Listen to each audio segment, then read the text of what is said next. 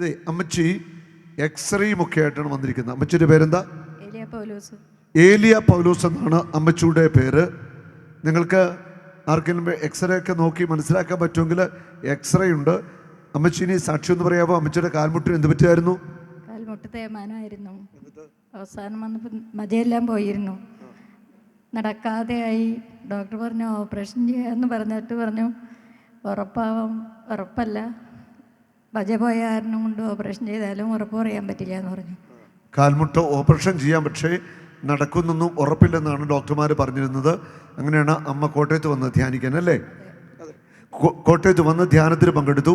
അതിനുശേഷം എക്സ്റേ എടുത്തപ്പോൾ ഇത് അത്ഭുതം നടന്നിരിക്കുകയാണ്. കാൽമുട്ടുകൾ പൂർണ്ണ സൗഖ്യം, പുത്തൻ കാൽമുട്ട് അമ്മച്ചിക്ക് ഈശോ നൽകിയിരിക്കുക. Hallelujah, hallelujah.